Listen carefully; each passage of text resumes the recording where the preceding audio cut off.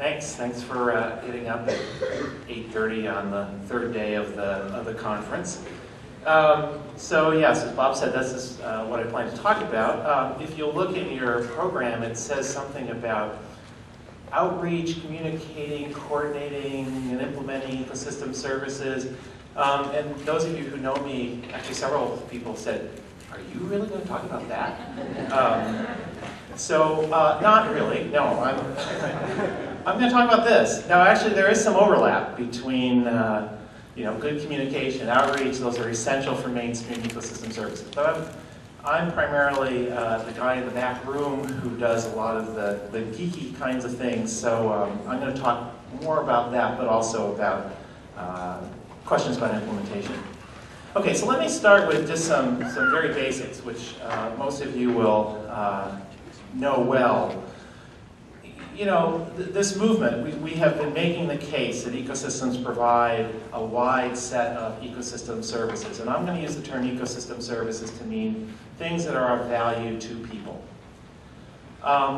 We also know that human actions are affecting ecosystems, and that's affecting the services that they provide. And the key problem is that we do not take into account when we make these actions how our actions are affecting the provision of services. And as a result, we make poor decisions. So what we have right now is we have sets of economic accounts, sets of political institutions that basically do not take into account ecosystem services. So on Tuesday, people talked about GDP and measures of economic accounts and how they systematically exclude many of the important ecosystem services. And so we actually know that we need to do better. And there's actually, within economics as well as outside of economics, movements to try to get better sets of measures. So Glenn Marie on Tuesday talked about the program at the World Bank, that WAVES program. This is a report that was put out, 2 Nobel laureates in economics. The poor third author, who doesn't have a Nobel laureate, doesn't get mentioned as much, but anyway, about how we need to go beyond GDP and try to get towards measures of welfare and measures of sustainability. Okay, so I think it's fair to say that right now we lack the measures of the right set of measures to really judge the consequences of our actions to our own well-being, and that this distorted measures, distorted views leads to distorted decisions. So what do we need in order to fix this problem? What we really like is an expanded set of accounts that fully reflect the values of ecosystem services, or another way of saying this, to fully reflect the value of natural capital. And these accounts should accurately reflect then value, where what I mean by value is how does it contribute to human well-being? Not how does it contribute to a measure like GDP, but how does it contribute to human well-being? And some of you may want to even expand that further to how does it contribute to biodiversity or the quality of life for other species. But I'm going to stick here for the most part to contribution to human well-being. Okay, so how do we get to mainstream ecosystem services so that we bring the value of ecosystem services into everyday decisions of individuals, of businesses, of governments? I'm going to, throughout this talk, really come back to 2 main points. So one is the science. We need to do a better job in the science. And the science is both biophysical analysis, so if we take actions, how does that impact on ecosystems, and how does that affect the provision of ecosystem services? But that's not enough, right? This is about the impact to human well-being. So how does a change in the provision of services, how does that affect well-being? Well-being of whom and how? So there's 2 components really to the science, biophysical analysis and social-economic analysis. And then the second, and equally important, in fact, I'd argue at this point perhaps the thing which is the kind of the holding things up more than the science at this point is implementation. So thinking about, do we have the right set of institutions that will provide proper incentives for provision of ecosystem services, and also thinking about communication two ways, between we get the science into the policy, and frankly, the scientists understand the public and decision makers well enough to be able to provide the right set of information going out. Okay, so what we'd like is not that clouded window that we had before, but in fact a clear picture of benefits of the benefits of nature. So I'm going to start with just a very general conceptual diagram, and I want to then dive into some examples after that. But the way I think about this agenda for research for ecosystem services is really starting at decisions.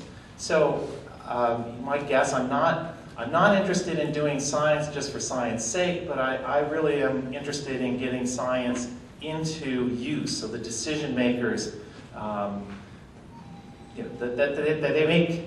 that they take this into account when they make decisions. And decisions are made at two levels. There's a higher level decision, maybe at government level or a corporate level.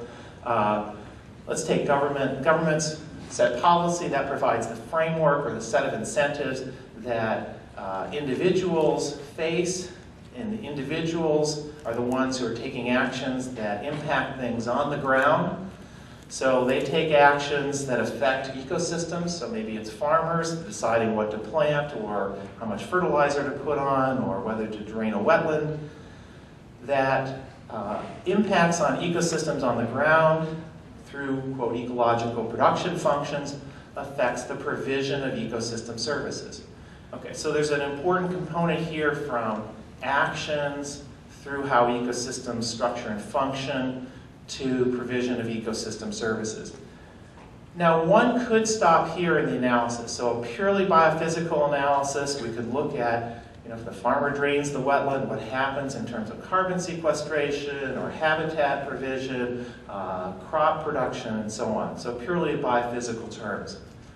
And that's fine if you're doing only a couple things, but if you've got lots of things you care about, which we typically do, if you've got 10 things you're trying to keep in mind, how do you keep all of that together and make comparisons across things? So what often is done in the ecosystem services realm, as you know, is we go to valuation. So economic valuation is one form of this, where really what we're doing is putting things into a common metric. Okay, common metric, typically a monetary metric. It's not money that matters, it's the common metric that matters, right? It's the being able to compare, are the net benefits of action A or action B or the provision of service bundle A or B better? Okay, so then we can look at and compare the net benefits of various actions. Now I've got these arrows going back to the policies, right? So we want the science, both the biophysical, the socioeconomic, to feed back to the policy so that we make informed as opposed to uninformed decisions. And obviously there are other considerations that enter in here as well. So we care about process, we care about equity. Who is it that benefits? But this is a way, again, of thinking, so as you're going kind of around the right and the lower part, this is biophysical analysis and socioeconomic analysis, but kind of the science part. But there's the implementation part, which is really that top, where the arrow's going back, and then the policy decisions and the actions coming off the top.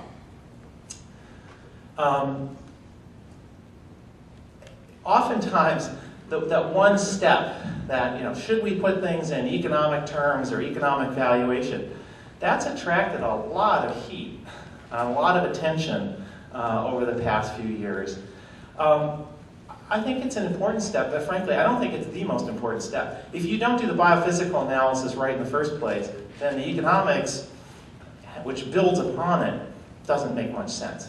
So I think all of those steps, frankly, going around that circle are important.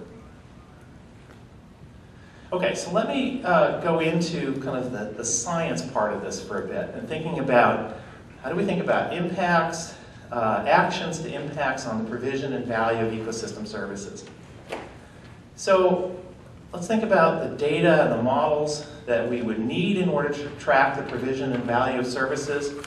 And I want to stress that typically what we're interested in here is not just a narrow slice. I think that's what's gotten us into problems most of the time, is just looking at how do we increase crop production or how do we increase carbon. What we really want to think about is when we take actions, how does that affect multiple ecosystem services and how does that affect biodiversity?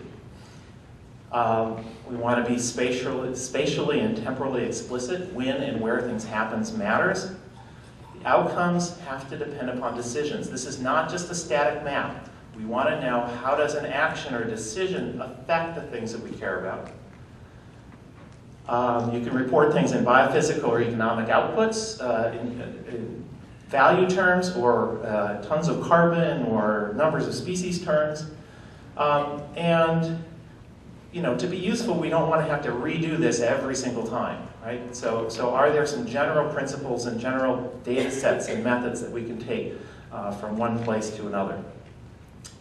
Now, a key problem in all of this data and modeling is, we'd like to be moving further to the right here, to be more complex, to get in more of the reality, if you will.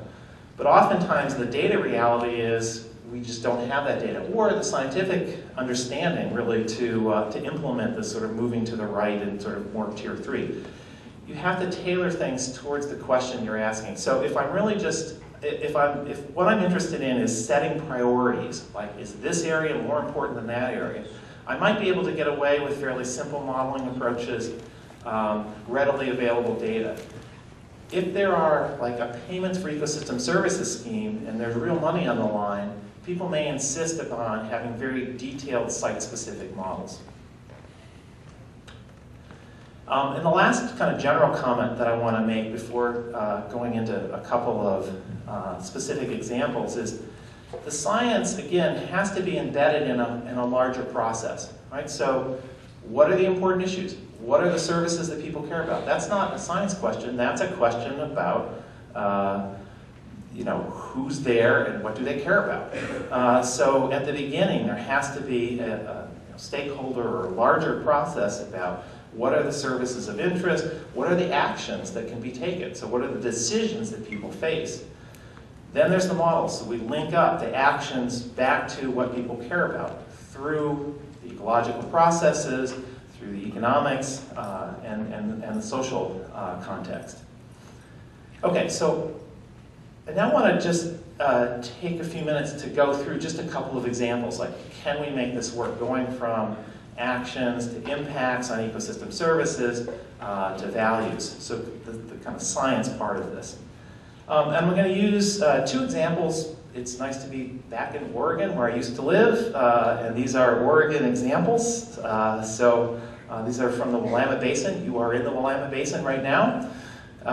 Okay, so thinking about where to put things. So what are the land use choices that we should make if we care about, in this first example, what I'm going to care about are biodiversity of a set of terrestrial vertebrates, and then returns to landowners, so the value of crop production, of timber, and of housing development. Okay, so here is the Willamette Basin. You're up there in Portland. I can't do the pointer thing. I'd say you are here now, but you can get the idea. Then this is a map of the land cover, various kinds of forests and the Cascades, and on the sliver of the Coast Range. And then in the interior, urban is white, agriculture, that kind of sick orange color there. That's not meant to be derogatory to agriculture. Okay, so in terms of land uses, there are a number of land uses that we considered in this case, so a number of agricultural land uses, forestry, so commercial forestry, residential development. Oregon, for those of you who don't live here, has very unique zoning laws, at least for the United States, and all concentrated development has to happen within an urban growth boundary. And outside of the urban growth boundary, there are restrictions on, you have to have 5-acre minimum lots, and so forth. So for our purposes, that was very nice. So we were looking at areas outside of the urban growth boundaries and saying, what kinds of activities should we be putting across the landscape in order to conserve biodiversity and in order to have a healthy economy. Okay, so in terms of the biological model for the species, how well do they respond? So we were looking at how does a land use pattern, which then determines habitat, how well does that support terrestrial vertebrate species? So for each species, we basically had a model that said what kind of habitat do they need, how much do they need in order to support a given size population, and how well are they able to disperse across fragmented habitat parcels. On the economic side, we were predicting how much monetary return would be generated by a land use pattern. So from agriculture and forestry,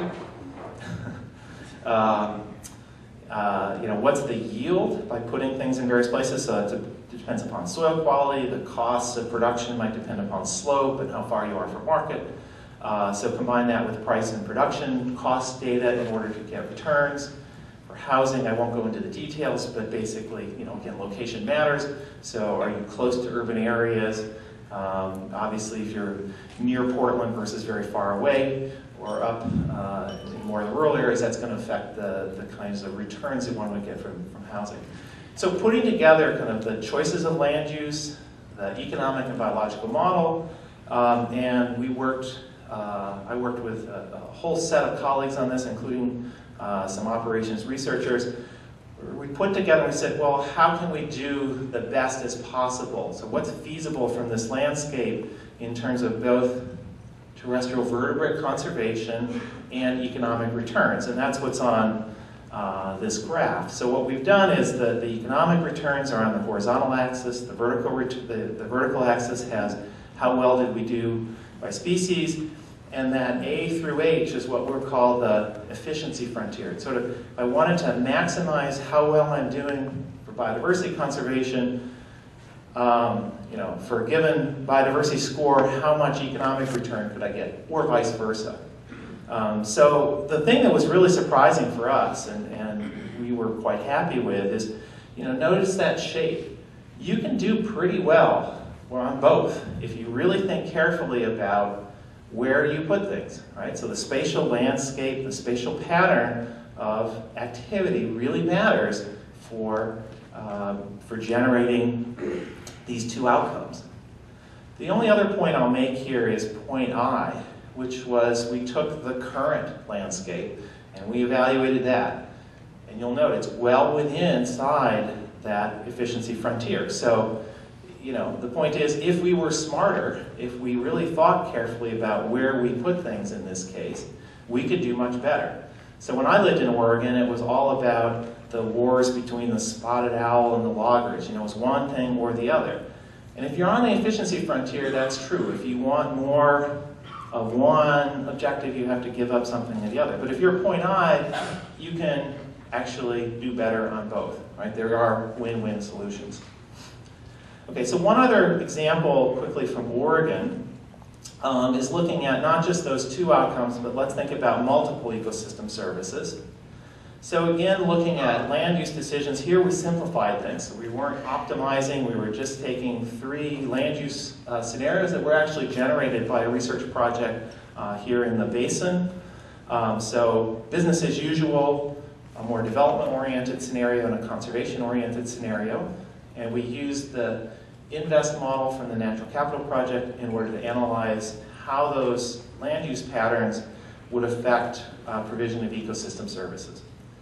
So here's a map showing, and what was nice is we actually had a map for the 3 scenarios every single decade between 1990 and 2050. We use that as input, and then we use the INVEST model to evaluate how well did ecosystem service provision, how well did those particular scenarios do in terms of various ecosystem services. So here are the 6 things that we tracked in this analysis. So water quality in terms of phosphorus, soil erosion, flood mitigation, carbon sequestration, biodiversity in the sense of terrestrial vertebrate terrestrial vertebrate species conservation like last model, and the returns to agriculture and timber and housing development like last time. So you can see, you can compare the three alternatives.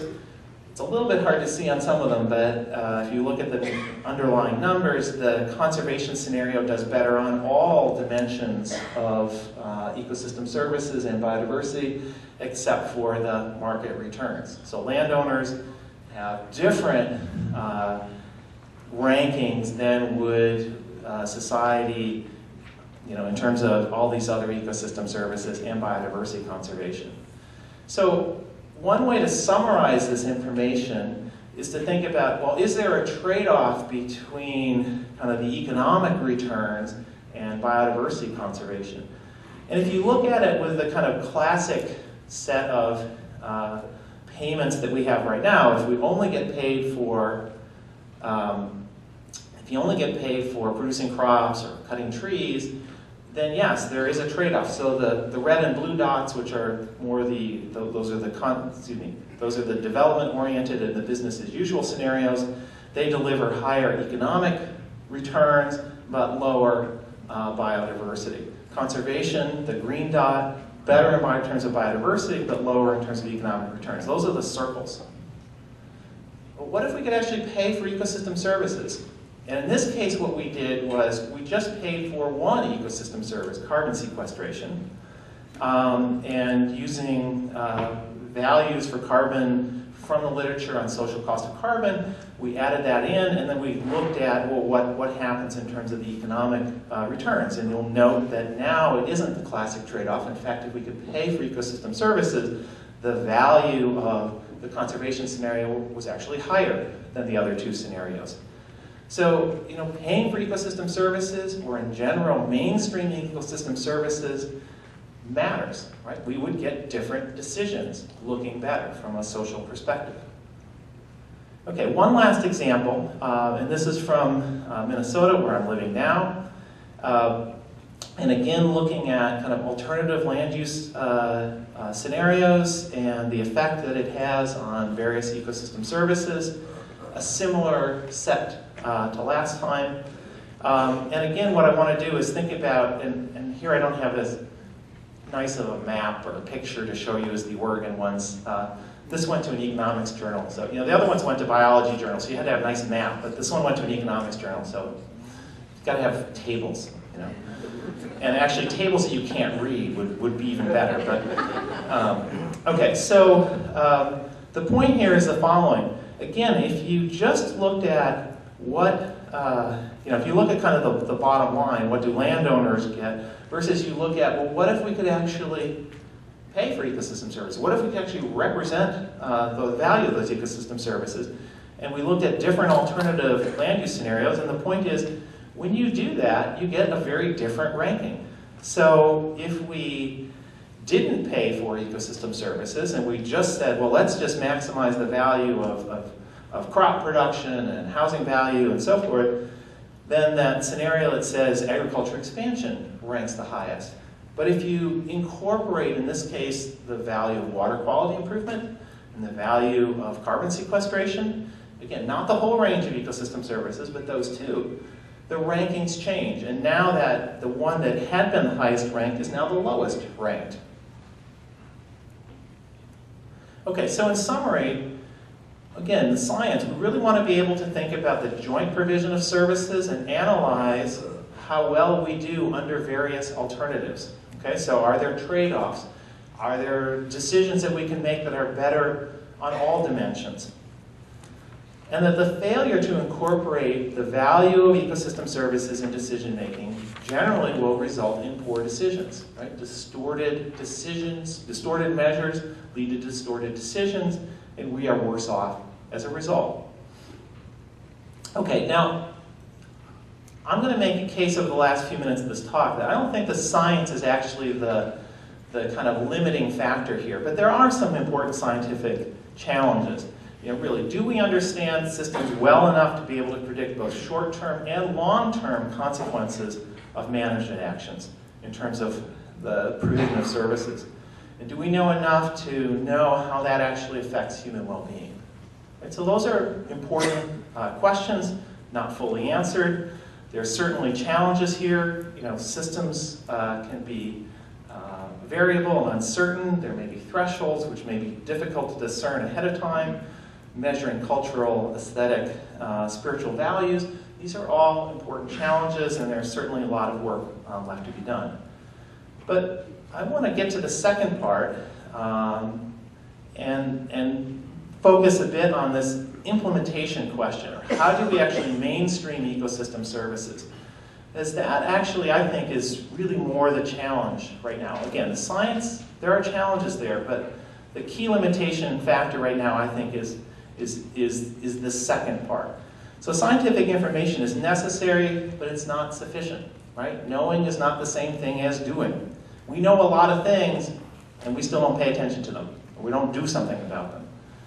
So how do we think about mainstreaming ecosystem services, and what does that require? Well, to do this well, we do have to link the science with the decision making. We need to have a better set of institutions, right? So if you had things that actually linked beneficiaries with suppliers and provided incentives for ecosystem services, you would do a better job in those prior examples that I showed.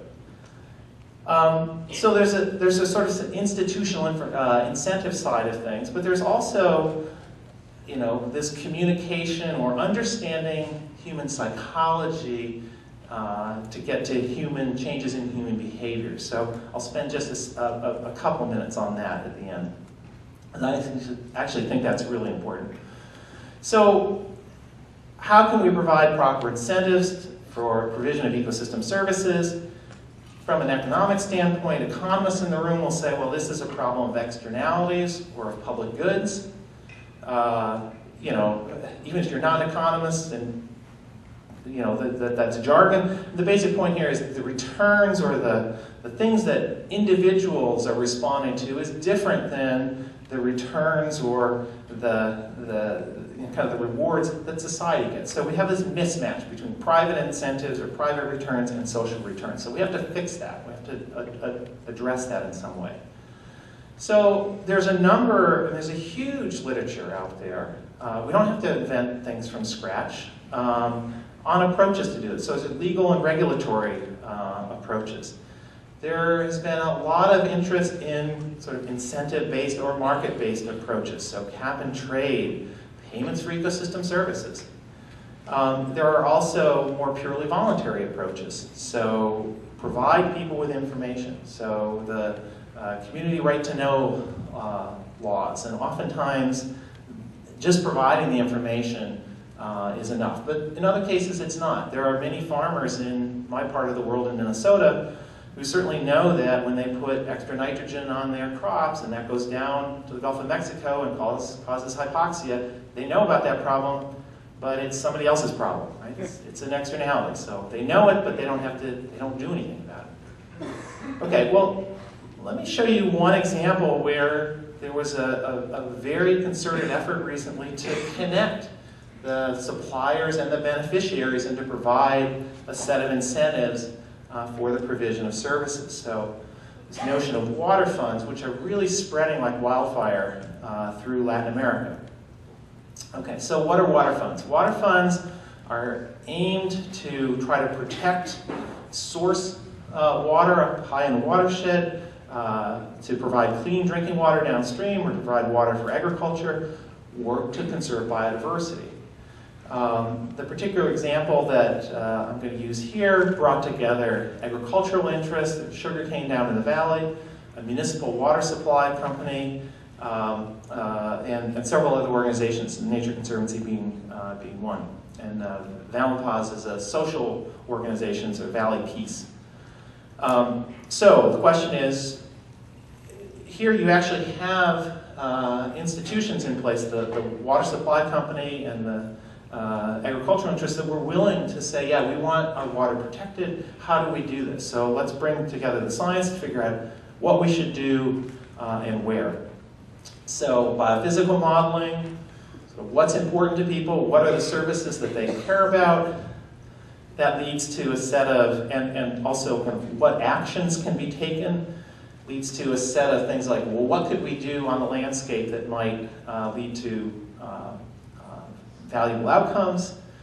So combine that, activity rankings of what you can do where that would affect the benefits with cost data, and you get a set of investment portfolios or priorities, like where should you invest in either conserving forest or reforesting or fencing activities and so on.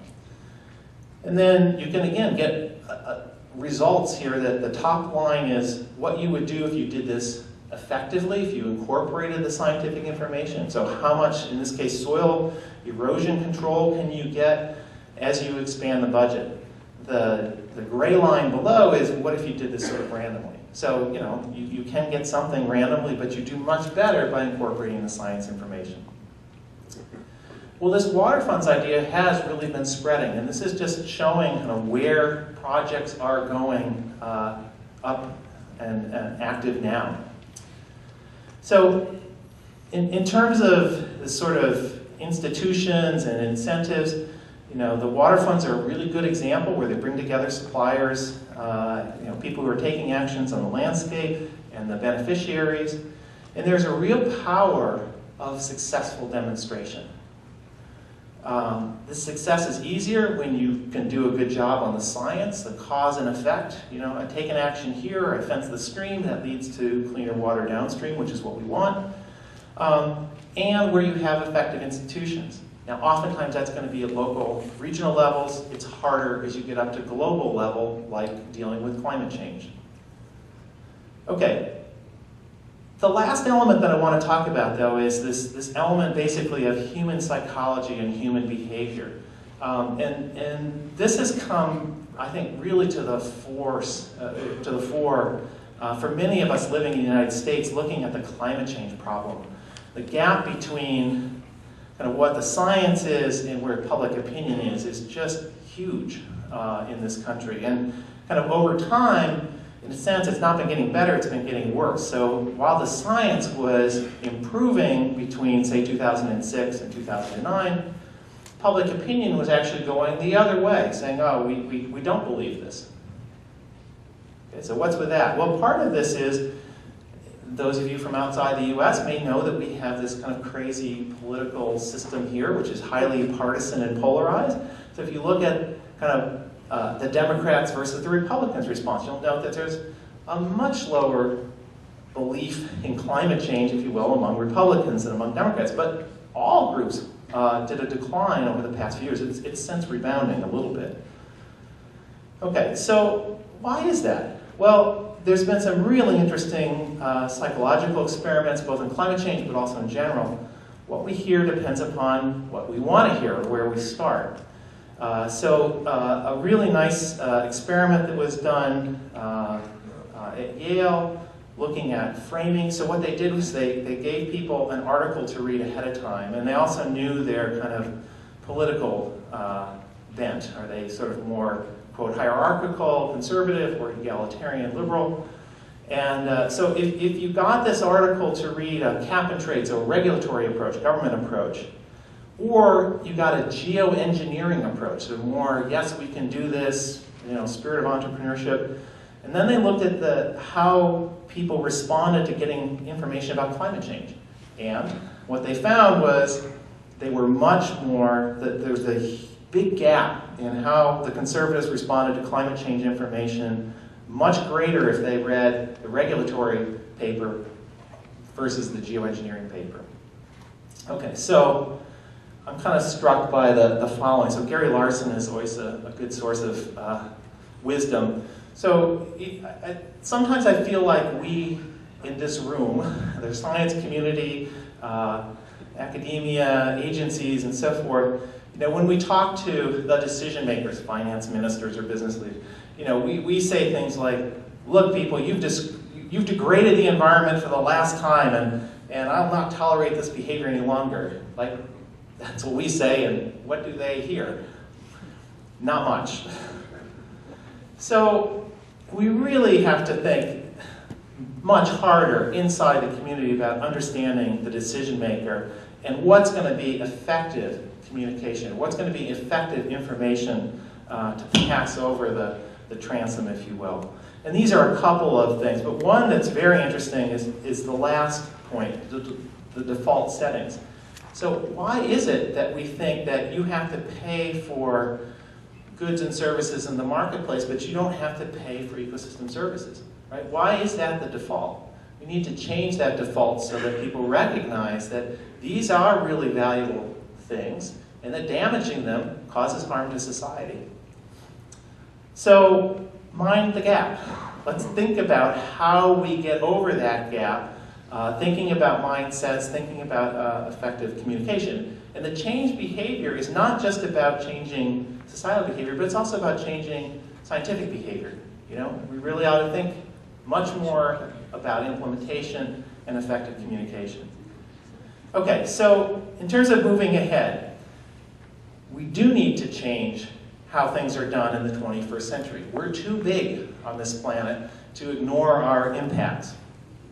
And the time is really ripe. So on Tuesday, you heard Hal Mooney, you heard Glenn Marie Lang talk about a whole set of things, activities that are going on out there. Alvaro talking about experiences in Costa Rica. There's a huge number of things which are building momentum for mainstream ecosystem services.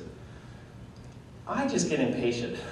It just, you know, these are great things are moving ahead, but mindsets are slow to evolve.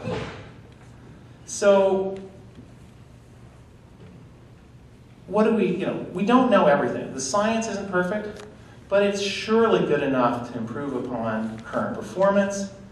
So let's get out there. Let's mainstream ecosystem services and realize, of course, that it is a long road and not a quick fix. So we've got to have better science. We have to think about how to get that science and better set of institutions to take care of this, and that we will learn through time as we do this. And thank you for your attention.